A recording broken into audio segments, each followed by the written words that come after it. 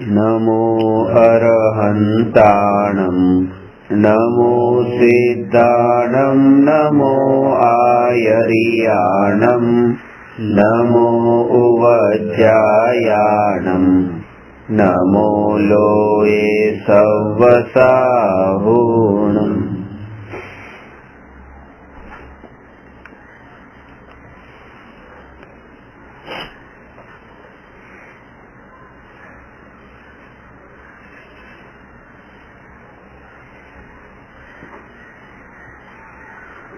ગઈકાલે પ્રશ્ન નંબર 77 પર ચર્ચા કરી. અજ્ઞાનીના દુઃખનું કારણ પૂતગલ દ્રવ્ય છે કે પૂતગલ દ્રવ્યની પર્યાય છે. એટલે કોઈ પણ પરદ્રવ્ય, માત્ર પૂતગલ દ્રવ્ય જ નહીં પણ કોઈ પણ પરદ્રવ્ય, અને પરદ્રવ્ય જ્યારે બોલું ત્યારે એનો અર્થ ખાલી પૂતગલ નથી થતો. પૂતગલ ધર્મ, અધર્મ, આકાશ અને કાળ પ્લસ બીજા જીવો પોતાના આત્મા સિવાયના. એટલે પરદ્રવ્ય એટલે આ વ્યક્તિ કે જીવ, ત્યાં એ જીવે મને દુઃખ આપ્યું ને આ જીવે મને સુખ આપ્યું એમ પણ નથી, કે આ જીવને હું બચાવું છું ને આ જીવને હું મારું છું એમ પણ નથી, કે અથવા એ જીવ મને મારે છે ને બચાવે છે એમ પણ નથી. એટલે ત્યાં એ આકુળતા ટળી જાય છે કે મારવાના, બચાવવાના, ભલું કરવાના, બુરા કરવાના એ જે ભાવ છે એ ભાવ ઉત્પન્ન થતા નથી. જ્યારે આ સમજાય કે એક દ્રવ્ય બીજા દ્રવ્યનું કરતા નથી, અજ્ઞાની પોતે જ પોતાના અજ્ઞાન ભાવથી દુઃખી થાય છે, પર દ્રવ્ય એને દુઃખી કરતું નથી. આગળ 78મો પ્રશ્ન. એક પૂતગલ સ્કંદમાં કેટલા પરમાણુ હોય છે?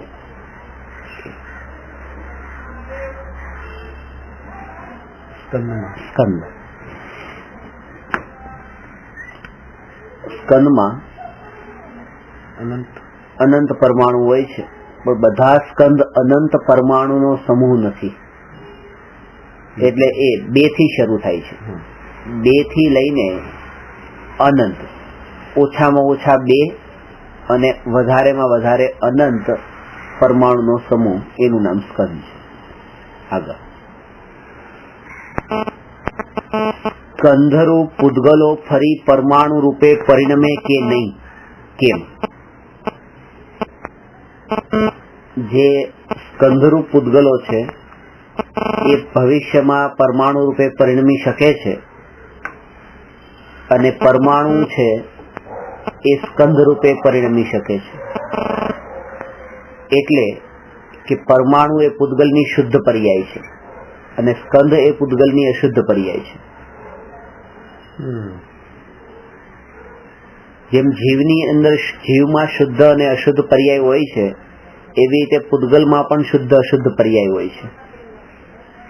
6 દ્રવ્યમાં 2 દ્રવ્ય એવા છે કે જેમાં અશુદ્ધ પરિણમન થાય છે, અશુદ્ધતા ઉત્પન્ન થાય છે. 4 દ્રવ્ય અનાદિ અનંત શુદ્ધ જ છે, ખાલી જીવ અને પૂતગલમાં જ અશુદ્ધતા ઉત્પન્ન થાય છે પર્યાયમાં. અને એ રીતે કે જીવમાં રાગ, મોહ, રાગ, દ્વેષના ભાવ થાય ત્યારે એમ કહેવાય એ જીવની અશુદ્ધ અવસ્થા છે. એ જ પ્રમાણે પૂતગલ પરમાણુનો સમૂહ, એનું નામ પૂતગલ સ્કંધ.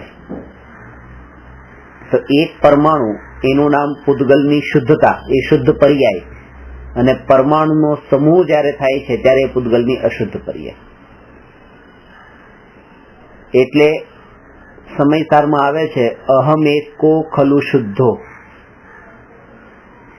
હું એક છું અને નિશ્ચયથી શુદ્ધ છું. એકલાપણામાં શુદ્ધતા છે અને અનેકપણામાં અશુદ્ધતા છે. સમયસારની ત્રીજી ગાથામાં જ આવે છે કે એકલાપણામાં શુદ્ધતા છે અને અનેકપણામાં અશુદ્ધતા છે. આત્મા એકલો જ છે, કોઈનામાં આજ સુધી મળ્યો જ નથી, પરદ્રવ્યમાં મળ્યો જ નથી, એટલા માટે આ આત્મા શુદ્ધ જ છે. અને પૂતગલમાં પણ દૂધ અને પાણીનું દ્રષ્ટાંત આપે છે કે દૂધ ચોખ્ખું છે, પાણી પણ ચોખ્ખું છે, પણ જ્યારે બંને મળે છે તો બંને અશુદ્ધ થઈ જાય છે. એટલે અડધો ગ્લાસ દૂધ હોય ને અડધો ગ્લાસ પાણી હોય તો એ પાણી નાખ્યું દૂધના અંદર ત્યારે અશુદ્ધ થઈ ગયું. શું કે દૂધ ભેળસેળ વાળું દૂધ થઈ ગયું. અને પાણીમાં દૂધ નાખવામાં આવે તો એ પાણી પણ અશુદ્ધ થઈ જાય છે. એ પાણી પછી પાણી પીવા જેવું નથી રહેતું. મને દૂધ પીધેલું હોય ને દૂધના અંદર પણ થોડું દૂધ રહી ગયું હોય અને પાણી માંગતા એમાં જ કોઈ પાણી આપે તો એ પાણી પણ આપણે કહીએ ગંદુ પાણી કેમ છે, ચોખ્ખું પાણી કેમ નથી આપ્યું? હવે જે દૂધ આપ્યું તે દૂધ તો ચોખ્ખું જ હતું અને આ પાણી જે નાખ્યું એમાં એ પાણી ચોખ્ખું જ છે. વસ્તુ સિદ્ધાંત એ છે કે બે શુદ્ધ વસ્તુ પણ મળીને અશુદ્ધ થઈ જાય છે. એવી રીતે એક પરમાણુ એ શુદ્ધ છે, બીજો પરમાણુ પણ શુદ્ધ છે. બે પરમાણુ મળે છે ત્યારે સ્કંદ થાય છે અને અશુદ્ધ પર્યાય ઉભી થાય છે. એટલા માટે સ્કંદ ને પૂદગલની અશુદ્ધ પર્યાય અને એક પરમાણુ ને પૂદગલની શુદ્ધ પર્યાય કહી છે. સ્કંદ ઓલવેઝ અશુદ્ધ, ઓલવેઝ અશુદ્ધ અને પરમાણુ ઓલવેઝ શુદ્ધ. પાણીના સમૂહને પણ સ્કંદ કહી શકે. દ્રવ્ય હવા, પાણી બધું. તો પાણીમાં પાણી મિક્સ, હવા, પાણી, પ્રકાશ. પાણીમાં પાણી આપણે મિક્સ કરીએ ત્યારે અશુદ્ધ. એ તો આ તો એક દ્રષ્ટાંત હતું દૂધ અને પાણીનું. એમાં તો દૂધ જે છે એ પણ પૂદગલની અશુદ્ધ જ પર્યાય છે, એકલું પણ વગર મેળવે પણ, કારણ કે પરમાણુનો સમૂહ એવું સ્કંદ છે. બરાબર. આપણા દ્રષ્ટિથી એ દૂધ છે પણ છે અશુદ્ધ છે, અશુદ્ધ છે. પછી પેલી આત્માની ને એ દ્રવ્યની એની વાત લઈએ. બોલો ને. જેમ પાણીની અંદર હલતું પાણી છે કચરા મિશ્રિત, એ જ્યાં સુધી એની અંદર કંપન છે ત્યાં સુધી કચરો બધે ફેલાયેલું છે પાણીમાં, એટલે પાણી આખું મેલું દેખાય છે, પીવા યોગ્ય નથી. પણ પાછું એ જયારે ધ્રોવે થાય છે, શાંત થાય છે, ત્યારે કચરો નીચે બેસી જાય છે અને પાણી શુદ્ધ થઈ જાય છે. એટલે મૂળ એને જે ભેલવાનું કાર્ય કર્યું એ એના કંપને કર્યું, પણ કંપનથી એ કચરો ભળી જતો હોય એવું છે જ નહીં. એ શુદ્ધ તો હતું જ, એ તો અશુદ્ધ ક્યારે બી નહોતું. ખાલી એના કંપનથી આ બધું એની અંદર અત્યારે દેખાય છે એ રૂપે, એટલે એને પીવા યોગ્ય નથી બતાતું. પણ કંપન અને કચરાની અશુદ્ધિને કોઈ કનેક્શન નથી. એનું કારણ એ છે કારણ કે અરિયન ભગવાનનું જે કંપન હોય છે એવું કંપન તો આપણે હોતું જ નથી. તીર્થંકર ભગવાનને જે કંપન હોય છે, પણ એ કંપનના કાળે પણ કોઈ કર્મ એવા અસર કરતા નથી.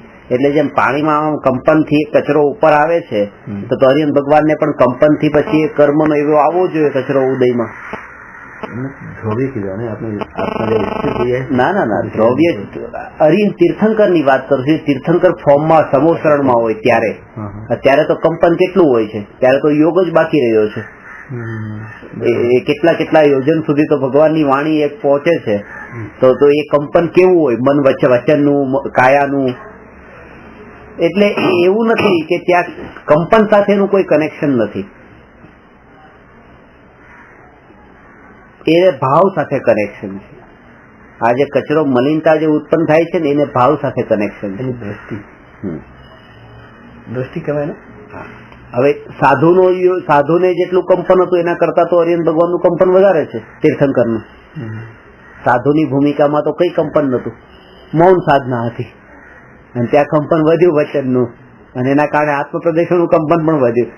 એટલે કીધું છે કે યોગ જે છે એ યોગનું એટલું મહત્વ નથી જેટલું કશાયનું મહત્વ છે. તમે ફિઝિકલી તમે સ્થિર થાવ એના કરતા તમારા કશાય ભાવોથી તમે સ્થિર થાવ એનું મહત્વ વધારે છે. એટલે કે કોઈ બધે ફરે છે, અહીંથી અહીંયા જાય છે, પણ એના ભાવોમાં જો સ્થિરતા છે, સાધુ તો વિહાર કરી જાય છે ને, પણ ભાવોમાં સ્થિરતા છે એટલા માટે બંધન ઓછું છે. અને મિથ્યા દ્રષ્ટિ એક ને એક ઘરમાં રહે છે, ક્યાંય ફરતો નથી, બસ સવારથી સાંજ ત્યાં બેઠો છે, ઓફિસે ત્યાં ઘરમાં જ કરી નાખી છે, બહાર જતો જ નથી, પણ તોય એના કશાયો ભાવોથી એ ફરે છે, ત્યાં બંધન છે. એટલે જોર ફિઝિકલી એક્શન ઉપર નથી, મેન્ટલી ફિલિંગ્સ ઉપર છે. એ બરાબર છે, પણ એ જે મેન્ટલી જે નીકળે છે એ ક્યાંથી નીકળે છે? એટલે આત્મા એ તો આત્માની પર્યાયમાં બંધાયેલા છે, ગોઠવાયેલા છે એટલે નીકળે છે. કે અત્યારની હવે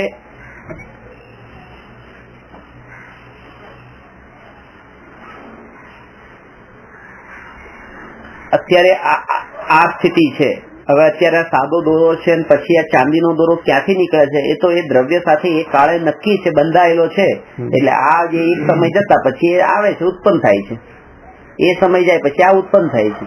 તો એ તો જે એના કાળે કાળે જે પર્યાય બંધાયેલી છે એ ઉદયમાં આવે છે ને પ્રગટ થાય છે. એ ક્યાંથી આવે છે? એટલે દ્રવ્યની સાથે હતી જ તે, એનો કાળ આવ્યો એટલે ઉદયમાં આવી. એ કાળ સાથે બંધાયેલી છે દરેકે દરેક પર્યાય.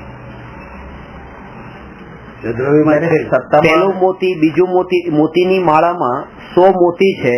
પેલા મોતી પછી બીજું, ત્રીજું, ચોથું, એવી રીતે મોતી છે. હવે પેલા મોતી પછી બીજું મોતી આવ્યું, બીજા મોતી પછી ત્રીજું મોતી આવ્યું. તો એવી રીતે એક પર્યાય ગઈ તો બીજી પર્યાય, બીજી પર્યાય ગઈ ત્રીજી પર્યાય. કે એ બીજું મોતી ક્યાંથી આવ્યું? એ ક્યાંથી આવ્યું ને, એ તો હતું જ તેની સાથે જ બંધાયેલું હતું. એ તો એનો ટાઈમ નતો આવ્યો એટલે બીજું નતું આવ્યું. બીજા પછી હવે ત્રીજાનો ટાઈમ આવ્યો તો ત્રીજું આવ્યું, ચોથાનો ટાઈમ આવ્યો તો ચોથું આવ્યું. તો એ તો બધું એક મોતીનું જવું ને બીજા મોતીનું આવવું, બીજાનું જવું ને ત્રીજાનું આવવું, એ ઉત્પાદન છે. અને આ બધા મોતીઓમાં જે ટકી રહેવા વાળો જે દોરો છે એ એનું દ્રવ્ય છે. અને એ દ્રવ્યનું અને મોતીનું ઉત્પાદન વાળા મોતી અને ટકી રહેવા વાળો દ્રવ્ય રૂપી ધાગો, એ બંનેનો સમૂહ, એનું નામ ત્યાં માળા છે. એવી રીતે બંનેનો સમૂહ ઉત્પાદન પ્લસ દ્રવ્ય, એનું નામ દ્રવ્ય છે. ઉત્પાદન પ્લસ દ્રવ્ય. અને એ પર્યાયો છે એ દ્રવ્ય જે છે દ્રવ્ય સાથે બંધાયેલી છે. એટલે કે ધ્રુવતા જે છે પર્યાયો ક્યાં કોના આધારે રહી છે? દ્રવ્યના આધારે રહી છે. ધ્રુવતાને આધારે ધ્રુવતા. તો આપણે આમ કહી શકીએ કે ઉપયોગ ને દ્રવ્ય કહી શકીએ કે ઉપયોગ દ્રવ્ય થઈ જાય છે, ઉપયોગ સ્થિર થઈ જાય છે, એટલે કર્મબંધન નથી થતા. ઉપયોગ જયારે બહાર જોડાતો હતો, હા, તો એ તો ઉપયોગનું કંપન હતું. ઉપયોગનું, હા, દ્રષ્ટિ શુદ્ધ જયારે થઈ જાય ને, શુદ્ધ દ્રવ્ય ઉપર દ્રષ્ટિ જાય ત્યારે કર્મનું નિર્જરા થાય છે. શરીર પરમાં જતું એનું નામ પરિભ્રમણ નતું. કે અહીંથી અહીંયા, અહીંથી અહીંયા જાય છે, એનું નામ પરિભ્રમણ નથી. પણ ઉપયોગની સ્થિરતા અને અસ્થિરતા, ઉપયોગની અસ્થિરતાનું નામ પરિભ્રમણ છે. ઉપયોગ સ્વભાવમાં સ્થિર થયો તો અંતરનું પરિભ્રમણ અટકી ગયું. ત્યાં નિર્જરા પણ ચાલુ. ભાવલિંગી મુનિરાજ 6ઠા 7મા ગુણસ્થાનમાં એક સ્થાન પર બેસીને એ 7મા ગુણસ્થાનમાં છે આત્માનું ધ્યાન કરે છે. અને તીર્થંકર એ વિચરણ કરી રહ્યા છે. વિચરણના કાળે યોગોનું કંપન છે, અથવા સમોસણમાં દિવ્ય ધ્વનિના કાળે યોગોનું કંપન છે, સાધુ કરતા પણ વધારે. પણ ઉપયોગ સ્વભાવમાં લીન છે. મેઇન અહીંયા પણ ઉપયોગ સ્વભાવમાં લીન છે, પણ હજુ અહીંયા વિકલ્પો છે પાછા. ત્યાં પૂર્ણ નિર્વિકલ્પ દશા છે, અહીંયા પૂર્ણ નિર્વિકલ્પ દશા નથી. એટલે અંતરની જે નિર્વિકલ્પ દશા એ જ તે કર્મની નિર્જરાનું કારણ હોય છે.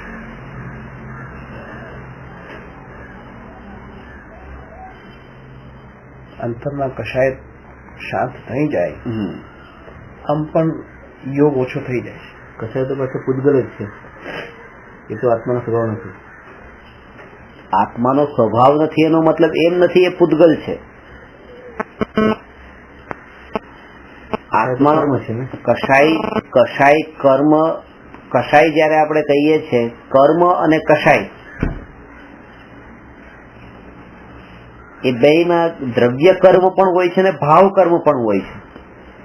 કે અનંતાનુબંધી ક્રોધ, માન, માયા, લોભ નામના પૂતગલ સ્કંધો પણ હોય છે જે બંધાયેલા છે આત્મા સાથે, જે ઉદયમાં આવે છે. એ ફિઝિકલ સ્કંધો છે, પૂતગલ છે. અને એના ઉદયમાં આવવાથી જે ભાવ થાય છે, ભાવનું નામ પણ અનંતાનુબંધી ક્રોધમાન માયેલો છે. એ આત્માની પર્યાય છે. જે કર્મ નથી એ પૂતગલ નથી, એ કર્મ તો છે પણ એ ભાવ કર્મ છે, અને પેલું દ્રવ્ય કર્મ છે. એ એક સમય માટે હોય છે. હા, બંને એ ભાવ એક સમય માટે હોય છે, અને એ પેલો બંધાયેલું હતું એ એક સમય માટે, ઉદય એક સમય માટે આવે છે, બંધાયેલું લાંબા કાળથી હતું. જે ભાવ કર્મ છે એ આત્માને અશુદ્ધ પર્યાય, એ આત્માને શુદ્ધ પર્યાય છે, એનાથી બંધ થાય છે નવો. તો એ પણ નીકળવાના તો નથી. કેમ નીકળવાનો નથી? એટલે એક પણ વસ્તુ આત્મામાંથી નીકળતી નથી જતી. અરે એ તો કાળ ગયો એટલે નીકળી ગઈ. એટલે કાળ ગયો એટલે એનો અસર ઓછી થઈ ગઈ, પણ છે તો ખરી. અસર ઓછી થઈ ગઈ એટલે અસર બિલકુલ નહીં થઈ. હા, બિલકુલ ન થઈ. કારણ કે કાળ ગયો એટલે એક કાળે નથી ને, પછી બીજા કાળે નથી એટલે પછી નથી. હા, એ પર્યાય અત્યારે માનો કે અત્યારે ક્રોધની પર્યાય નથી તો અત્યારે દુઃખ પણ નથી. આની પેલા ક્રોધની પર્યાય છે તો એની પેલા દુઃખ છે. તો અત્યારે વર્તમાન પર્યાયમાં ક્રોધ નથી તો વર્તમાન પર્યાયમાં દુઃખ પણ નથી. એટલે પ્રેઝન્ટ પર્યાયનું જ પ્રેઝન્ટ પર્યાયમાં ફળ મળે છે. એટલે એક પર્યાયનું ફળ આગળની પર્યાયમાં મળતું નથી, પાછળની પર્યાયમાં મળતું નથી. એટલે એ સમયે જે સમયે છે એ સમયે પર્યાયનું ફળ મળે છે.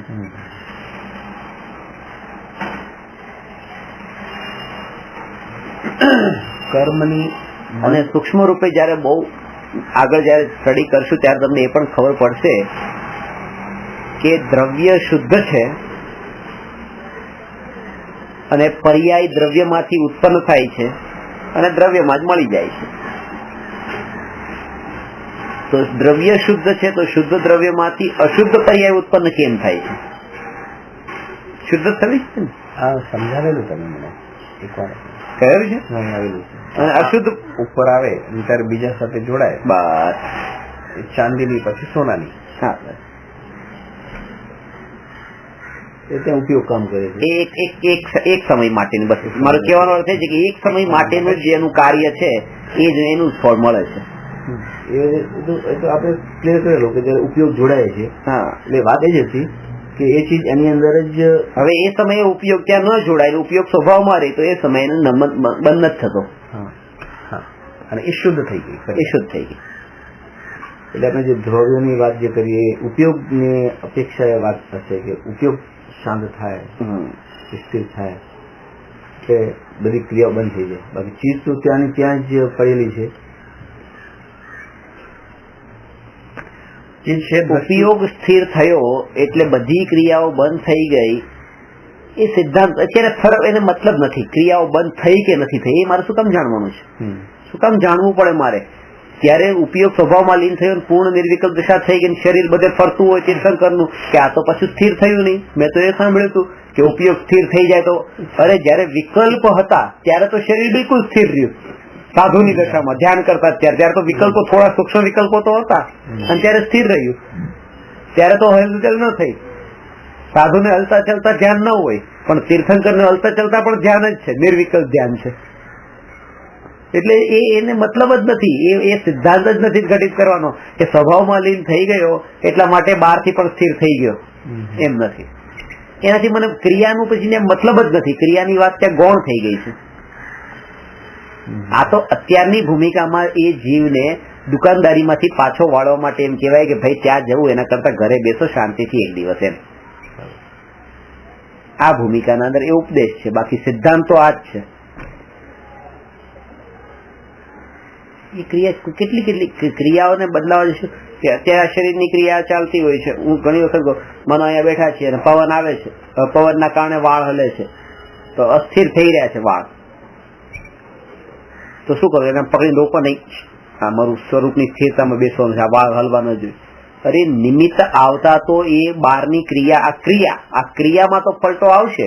અરે એ આ વાળ નહીં, ક્યારેક હાથે હલી જાય, ઉદય વાળો હાથ હલી જશે. પણ ઉપયોગ અંદરમાં એવો ને એવો હોય, અંદર પૂરેપૂરો તો શ્વાસોશ્વાસની ક્રિયા ચાલતી હોય છે કે નહીં એ ટાઈમે જયારે નિર્વિકલ્પ દશામાં રહે ત્યારે પેટ અંદર બહાર થતું હોય કે નહીં? શ્વાસ અંદર જાય તો પેટ બહાર નીકળે, શ્વાસ બહાર જાય તો પેટ અંદર જાય. તો આ તો મુવમેન્ટ ચાલુ છે અને આત્મામાં લીન છે બિલકુલ. પાછી કોઈ ધ્યાનમાં છે, કોઈ બહારની ખબર જ નથી. તો ક્રિયા તો રોકી શકાતી જ નથી. એ ભાવો જ રોકી શકવાના છે અને ભાવોને રોકવાનું નામ જ ધર્મ છે. આને રોકવા જવાનું નામ અધર્મ છે. પાછું તો કરી રહ્યા છે આપણે. એનું નામ અધર્મ કીધું છે. કરે એ વસ્તુ અલગ છે પણ એમાં ધર્મ માની લે તો બહુ ખોટું છે કે ભાઈ સ્થિર થઈને ચલો બેસી આજે ક્યાંય નથી જવું. પણ એનું ધ્યેય એ હોય ઉપયોગને સ્થિર કરવાનું. ઉપયોગ સ્થિર થતા આ ભૂમિકામાં જ ઉપયોગ સ્થિર થતા શરીરનું હલચલન પણ ગતિ ઓછી થઈ જાય છે આ ભૂમિકામાં.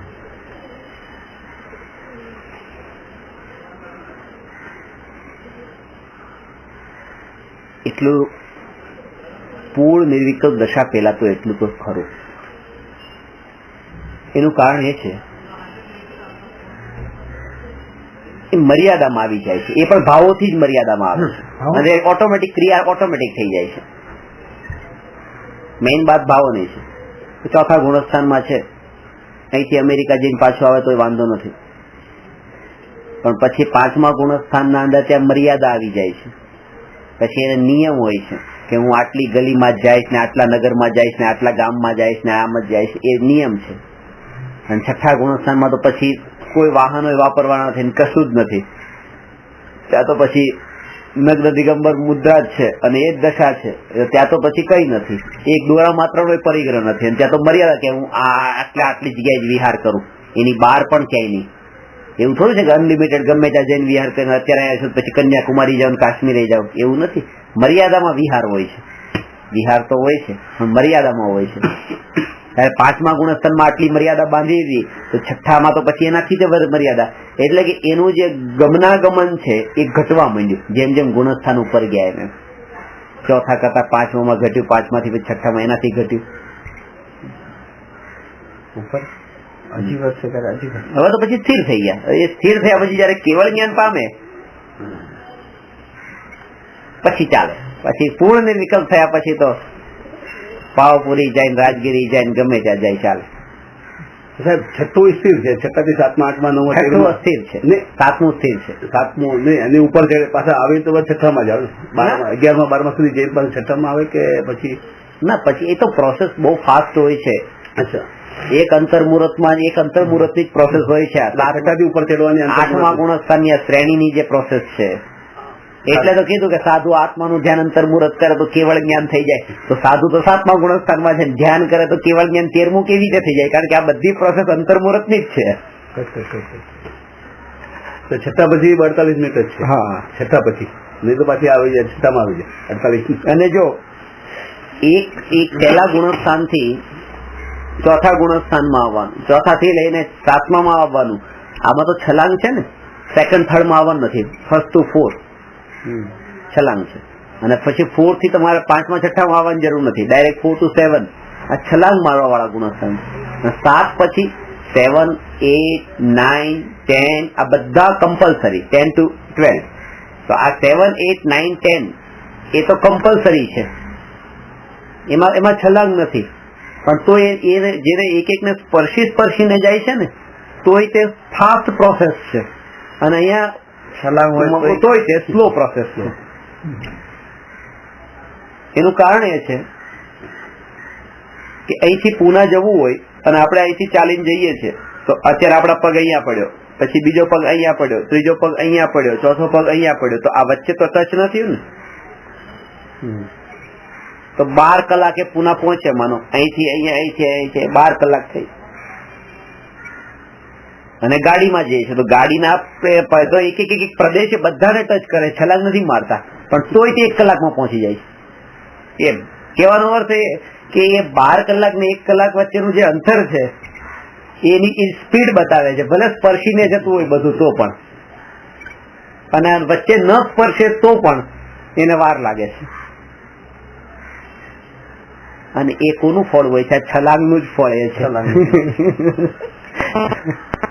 એ દશાએ આવ્યા છે.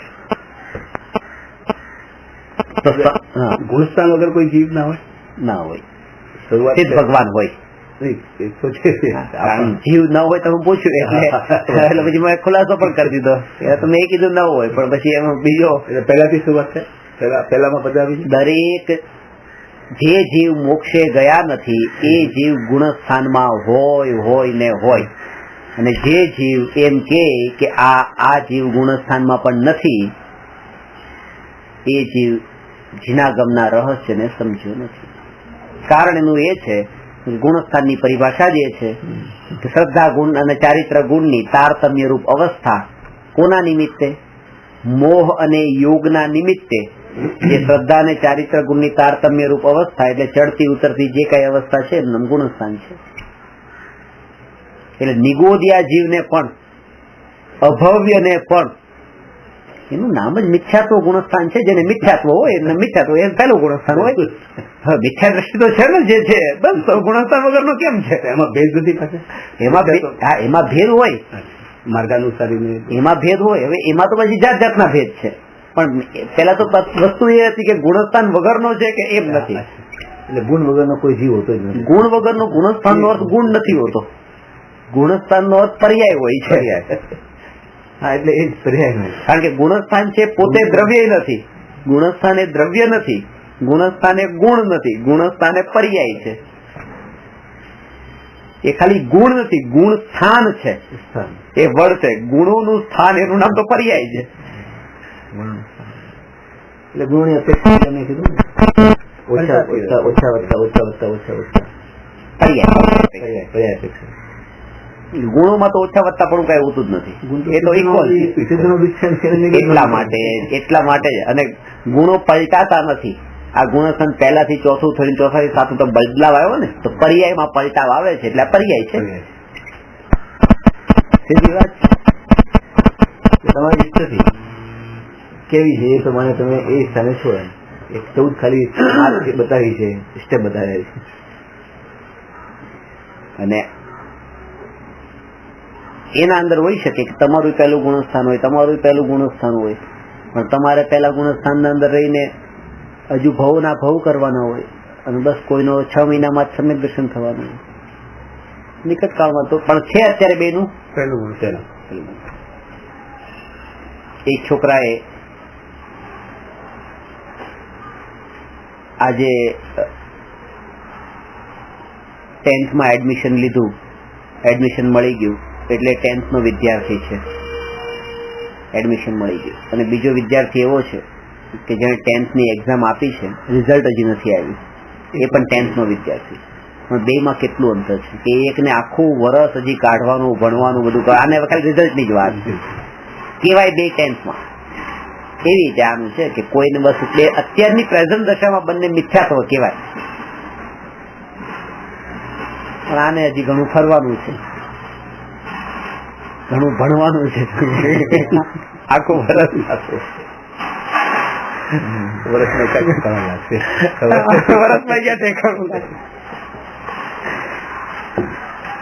આ થઈ. સ્કંદરૂપ પૂતગલો ફરી પરમાણુ રૂપે પરિણમે કે નહીં? કેમ કે હા, સ્કંદરૂપ પૂતગલો પરમાણુ રૂપે પરિણમી શકે છે. કારણ કે એક પૂતગલ અન્ય પૂતગલ રૂપે પરિણમી શકે છે. એટલે જ્યારે ભાષા વર્ગના, આહાર વર્ગના, મનોવર્ગના, કર્મણ વર્ગના વગેરે રૂપ પણ પરિણમી શકે છે, એવી જ રીતે એ પરમાણુ રૂપે પણ પરિણમી શકે છે.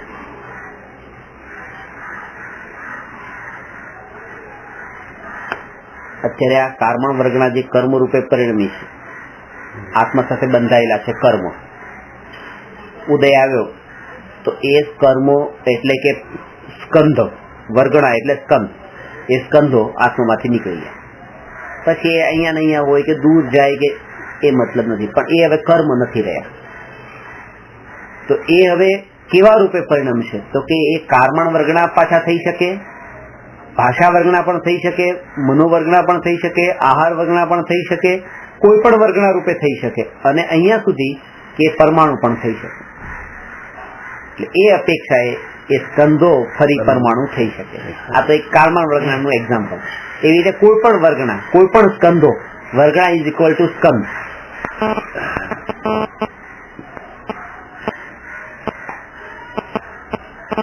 એ કેવી રીતે છૂટા પડતા હશે, કેવી રીતે મળતા હશે, એ પણ એની ક્રમબદ્ધ પાછી યોગ્યતા કે આ સ્કંધો અત્યારે મળેલા છે.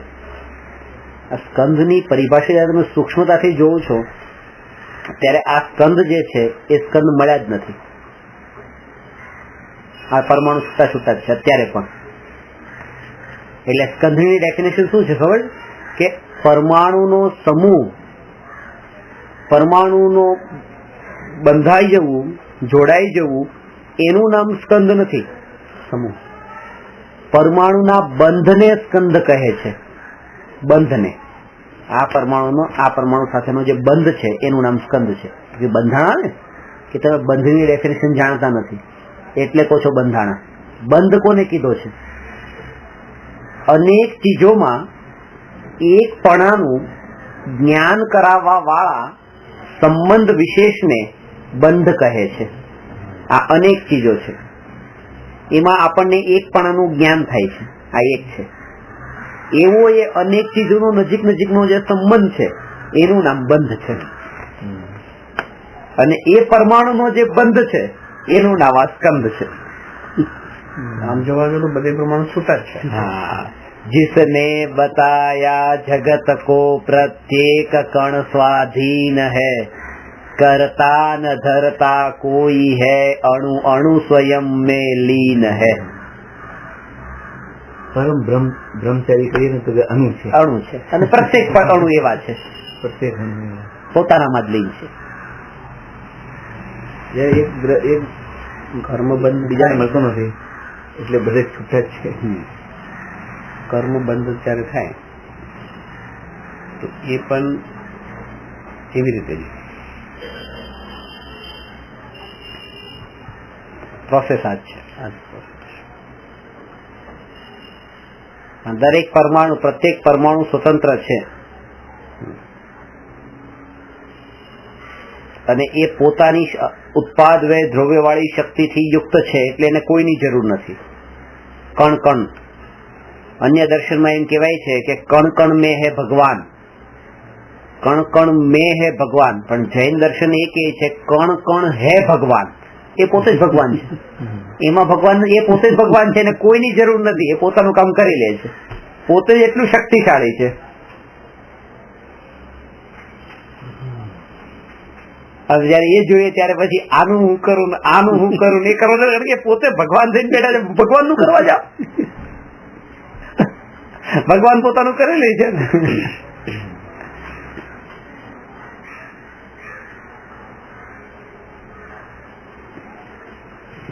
બીજી વસ્તુ કે સ્કંદ એ પૂતગલની અશુદ્ધ પર્યાય છે, પરમાણુ પૂતગલની શુદ્ધ પર્યાય છે. આ પૂતગલની વાત થઈ. પરમાણુ શુદ્ધ પર્યાય, સ્કંદ અશુદ્ધ પર્યાય. આપણને એમ લાગે કે જે જથ્થો હશે વધારે સ્ટ્રોંગ હશે, એકલું હશે નબળું હશે એટલે અશુદ્ધ જેવું હશે. આ કેટલું પ્યોર થયું એમ કે એકલું છે એ શુદ્ધ છે અને આ જ અશુદ્ધ છે. આ બધા નબળા છે, આ નબળાઈ છે પૂતગલની, આ પૂતગલની નબળાઈ છે. એટલે ટોળામાં રહેવું એ આત્માની નબળાઈ છે, રહેવાનો હોય. એકલા રહેવું એ નબળાઈ નથી, એકલા રહેવામાં તો મહાનતા છે. પહેલી કક્ષાથી શીખાવેલું છે 5 લકડી એટલે મજબૂત હતી.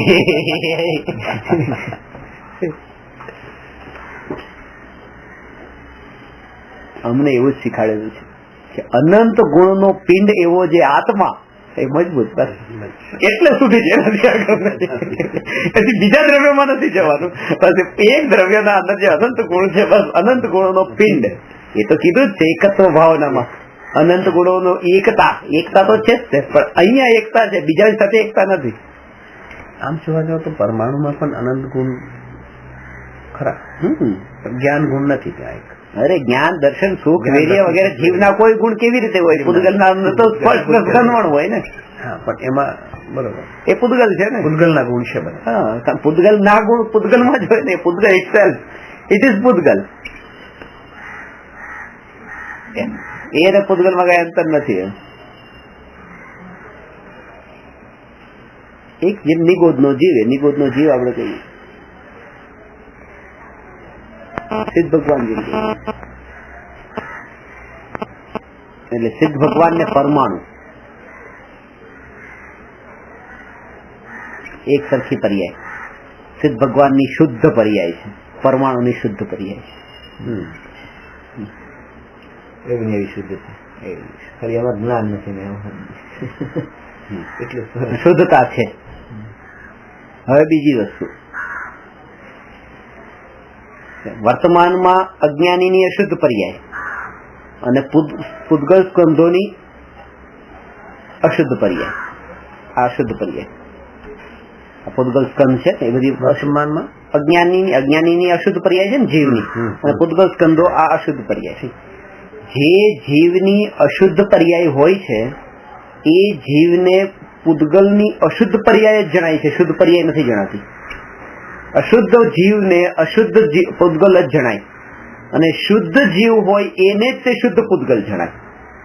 એટલે શુદ્ધ જીવ થવામાં ખાલી શુદ્ધ જીવ નથી જણાતો, પણ શુદ્ધ જીવને જાણવાથી શુદ્ધ પૂતગલ જણાય છે. એના પેલા શુદ્ધ પૂતગલ જણાતા નથી. એટલે જ કેવડીને બધી શુદ્ધ જ જણાય છે વસ્તુ. હા, અશુદ્ધ પણ જણાય છે, કારણ કે એ પણ એક વસ્તુનો અંશ છે. પર્યાયમાં તો અશુદ્ધ છે પાછી. બરોબર. આ જે વાત કરી છે સ્વભાવની અપેક્ષાએ વાત કરી છે કે કણ કણ ભગવાન છે. જેમ કીધું ને કે તમે ભગવાન છો, તમે તો પર્યાયમાં અશુદ્ધ છો, ભગવાન કેમ છો? કે સ્વભાવથી તો ભગવાન છો ને. તો એવી રીતે જણાય છે શુદ્ધ રૂપે. હા, અશુદ્ધ પર્યાય સહિત હોવા છતાં પણ સ્વભાવથી એ શુદ્ધ છે એમ જણાય છે.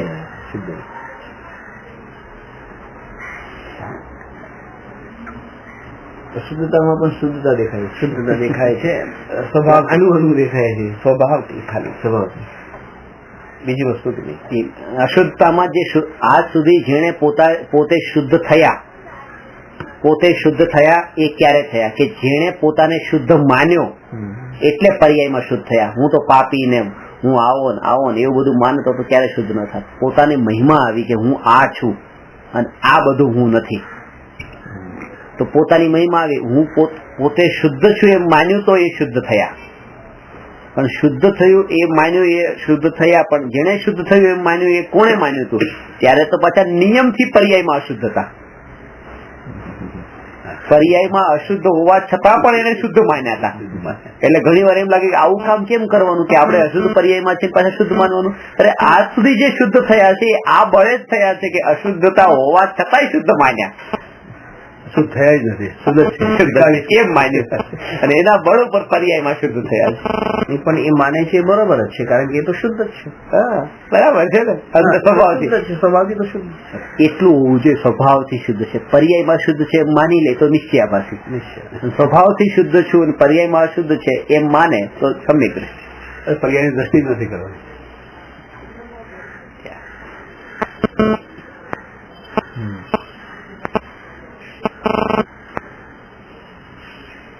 તો વ્યવહાર ટકશે ને, શુદ્ધ કરવા જશે. મૂર્તિ શુદ્ધ કરવાની કોશિશ એ નથી કરવાની. એ પર્યાય તો શુદ્ધ થાય છે, એને કોશિશ કરવાનો ભાવ જે છે એ જ અશુદ્ધતા છે. પર્યાયને ફેરફાર ના, વ્યવહાર કોને કીધો? કે જેટલી સ્વભાવમાં લીન થયો અને જેટલી આ નબળાઈ રહી ગઈ એ નબળાઈ બધો વ્યવહાર. આ પર્યાયમાં જે ફેરફાર કરવાનો ભાવ એ વ્યવહાર નથી, કારણ કે જ્ઞાનીને ફેરફાર કરવાનો ભાવ નથી. પણ જેટલી અશુદ્ધતા છે એ વ્યવહાર છે, અને અશુદ્ધતા છોડવા યોગ્ય છે, એટલા માટે આ વ્યવહાર છોડવા યોગ્ય છે. આમાં દર્શનનો મોટો રોલ છે. કરવાનો પાછું એ જ હોય, એક કરવા માટે પાછું એ સ્વભાવનું જ એ આના માટે જ છે. એના માટે એટલે કીધું ને એક્ઝામ્પલ કે સચિન તેંડુલકર રમે છે ત્યારે ગોલ તો એ જ છે, ખાલી વિકલ્પ નથી એના. પણ રમવું જરૂરી છે. રમવું જરૂરી છે. રમવું છોડી દે તો પછી ગોલ બધું પહોંચે ન પહોંચે. રમવાનું જ કરવાનું છે ને, તો ગોલ તો ત્યારે પછી પૂરો બિલકુલ હેતુ થવો છે ત્યારે દ્રષ્ટિથી અગોચર હોવો જોઈએ. એટલે એ રમવું એ વ્યવહાર થઈ ગયો. રમવું એ જ નિશ્ચય છે, અને એ જે મળવાનું છે વ્યવહાર થઈ ગયો, કારણ કે એની પ્રાપ્તિ છે. સ્વભાવમાં લીન રહેવું એ મારું નિશ્ચય છે, એના ફળમાં જે મને મોક્ષ મળવાનો છે એ બધો વ્યવહાર છે, બધી પર્યાય. સમ્યક દર્શનના મોક્ષ બંને વ્યવહાર છે. પલટાય છે એટલે એ વ્યવહાર છે. આ ક્રિયામાં દર્શન મોટો રોલ કરે છે. મોટો રોલ દર્શનનો, શ્રદ્ધાનો.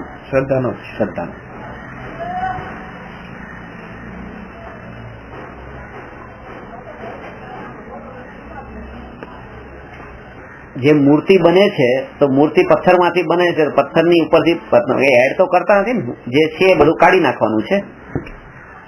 તો અંદર ભગવાન બિરાજમાન છે, ભગવાન ઓલરેડી છે. એવી રીતે આમાં છે, આત્મામાં કર્મ ખાલી કાઢવાના છે. આ ભગવાન તો અંદર બિરાજમાન છે. આ વાત તો થઈ, પણ એમાં મેઇન વાત એ છે કે જે મૂર્તિ બનાવનારે તો પથ્થરમાં જ પેલા ભગવાન જોયા છે, ડેફિનેટલી તો જ બની. એને પથ્થરમાં ભગવાન ન થયો, પર્યાયમાં તો ભગવાન નથી, તેમ છતાં પણ ભગવાન જોઈ લીધા. એટલે આજ સુધી જે ભગવાન પોતે થયા છે એને પેલા અશુદ્ધતા હતી, શુદ્ધતા તો હતી જ નહીં, તોય પોતાને શુદ્ધ જોયા. શુદ્ધ જોયા, પણ એને જે પથ્થર કાઢવાનો જે વધારાના જે હતા એ પછી ઉદય અનુસાર થઈ ગયું. એને આપણે શું કહેશું? એ ઉદય અનુસાર થઈ ગયું. એને વ્યવહાર કહેશું કે એને વ્યવહાર? બધો વ્યવહાર. એ વ્યવહાર થયો ને, વ્યવહાર. અને દ્રષ્ટિમાં એ જ છે ભગવાન, એ નિશ્ચય. અને કાઢવા માટે એને કંઈક વ્યવહાર એ કરે તો છે ને, કરે છે એ જ. બસ તો એવી રીતે પણ જ્ઞાની અણુવ્રત, મહાવ્રત ના ભાવ, જે પરિણતિની નિર્મળતા જે છે એ હોય છે. પરિણતિ પછી ક્રિયા નહીં. હા, ત્યાં પછી પરિણતિ ક્રિયા આવી જાય. અચ્છા, વ્યવહાર કેતા વ્યવહારની ક્રિયા. વ્યવહાર ક્રિયાનું નામ છે જ નહીં. વ્યવહાર એ અંતરના ભાવનું નામ છે. શુદ્ધ ભાવનું નામ નિશ્ચય છે, શુભ ભાવનું નામ વ્યવહાર છે. અને એ શુભ ભાવનું નામ વ્યવહાર છે, એ વ્યવહાર પણ એનું નામ છે, એ શુભ ભાવનું નામ છે જે શુભ ભાવ શુદ્ધ ભાવની સાથે હોય છે. એકલો હોય તો નહીં, અજ્ઞાનીનો નહીં, જ્ઞાનીનો. નિશ્ચયનો દ્રષ્ટિ હોય તો જ દ્રષ્ટિ નિશ્ચયની હોય, ટાર્ગેટ નિશ્ચયનું હોય તો જ વ્યવહાર. કઈ ન કરતો હોય તો એને નહીં સમજવાનું કે આ નિશ્ચયવાસી છે, એ ખાલી ખોટી વાત કરે છે. બાકી કઈ કોઈ નિયમ ન પાલતો હોય, કઈ બંધાયેલો ન હોય, એનો ખાનપાન બરાબર ન હોય, એનો વ્યવહાર બરાબર ન હોય, તો પછી ખાલી વાતો છે એમાં સમજવાનું. નિશ્ચયથી દોરી બાંધેલી હોય ઉપર, એટલે એનો ખાનપાન બરાબર નથી. અને એટલે એ ખાલી નિશ્ચય લઈને બેસી જાય. નિશ્ચય લઈને તો બેસી જાય. એ તો તમને બારમાં તો એવું જ લાગે. બારમાં તો એ જ લાગે. કેવું લાગે કે માનો કે એ અણુવ્રત મહાવ્રત કઈ પાળતા નથી,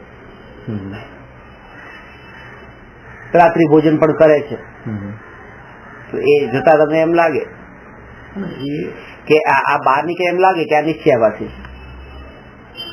એક વસ્તુ તમને કહી દઉં, અજ્ઞાન દશા જ્યાં સુધી છે ત્યાં સુધી તમે એ નિર્ણય ન કરી શકો કે જ્ઞાની છે કે જ્ઞાની છે. એમાં પડવું નથી. પણ એટલું તમે કરી શકો કે તમે તમારા આત્માને એવો નિર્મળ કરો, એ લેવલે લાવો કે તમને ઓટોમેટિક પછી તમને સામેની ખબર પડે, જેટલી એટલી અજ્ઞાનતા ટળતી જાય. પહેલે માળે આવો તો જ પહેલા માળાનું દેખાશે, સાતમા માળે આવો તો જ સાતમા માળાનું દેખાશે. અને એ લેવલે કે તમે માનો કે આજે જે ક્રિયાઓ કહો કે 12માં તો કોઈ પાળતા નહીં, હવે અંતરની જે માન્યતાની વાત છે, નહીં ખાલી એ પાલવાની વાત નથી, બીજી બી ઘણી બધી ચીજો જે કોઈ પણ જે ચોથા ગુણસ્થાનની યોગ્ય ક્રિયા જે છે એ જો થતી હોય અને એ સિવાયની બાકી નથી, પેલા બહારથી તો એટલી જ ઓળખાણ કરવાની છે. હવે મેં પેલા જે સિક્કો મારી દીધો, તમે આવા કપડા પહેરો છો, આ લક્ષણ નથી. હવે આ ચોથા ગુણસ્થાનમાં કપડા વચ્ચે આવતા જ નથી. ચોથા ગુણસ્થાનમાં એવી રીતે હવે આ પાણી ગાળવાની વાત આવતી જ નથી. ચોથા ગુણસ્થાનના અંદર આ રાત્રિ ભોજનની વાત આવતી જ નથી. તો જે ચોથા ગુણસ્થાનમાં નથી આવતું એને પછી સાઈડમાં રાખી દો ને. જે ચોથા ગુણસ્થાનમાં આવે છે, માંસ ન ખાય, પરસ્ત્રી સેવન ન કરે, વેશ્યાગમન ન કરે, તો એ જે 7 વ્યસનની વાત છે એ પેલા જોઈ લઈ ને. એ તો જોવાની છે, એ તો પૂરેપૂરી જોવાની છે. 7 વ્યસનનો તો નિયમથી ત્યાગી હોવો જોઈએ. એની અંદર જૂઠ ઘણું ન હોય, જૂઠ નહીં, માયાચરણ ઘણું ન હોય, ના એવું બધું જૂઠ નહીં. જૂઠ જશે પાપના કેટેગરીમાં. ભરપૂર જૂઠ બોલતા હોય, સત્ય અણુવ્રત પણ નથી, સત્ય મહાવ્રત નથી, અવ્રત છે. હિંસા ભરપૂર, જૂઠ ભરપૂર, ચોરી ભરપૂર, કુશીલ ને પરિગ્રહ બધું છે. એટલે તમે એને લેવાનું કે તમે જે વિચાર કરો છો પાપની કેટેગરીમાં જાય છે કે વ્યસનની કેટેગરીમાં જાય છે, એમાં ભેદ કરવાનો છે. અન્યાય અનીતિ ને અભક્ષ જે છે એ હવે અભક્ષ નો ત્યાગી હોય કે અભક્ષ ભક્ષણ ન કરે, પણ અભક્ષમાં કેવા અભક્ષ નું ભક્ષણ ન કરે એ જોવાનું છે. આ ટોપિક ફરીથી લેવો પડશે, સૂક્ષ્મતા છે. લેશું સર, સમય આવશે, કોઈ એવો ટોપિક આવશે ત્યારે લિંક કરીને લેશું. સમ્યક દર્શન પહેલાની શું ભૂમિકા એ ખબર નથી. સહી કહો. આ ટોપિક ક્લિયર કરો. અમારા મનમાં બીજું છે બધું. લઈશ પછી 79 થયા, 80 નંબરથી લઈશ. નમો અરહંતાણમ નમો સિદ્ધાણમ નમો આયરિયાણમ નમો ઉવજ્જાયાણમ નમો લોએ સવસાહું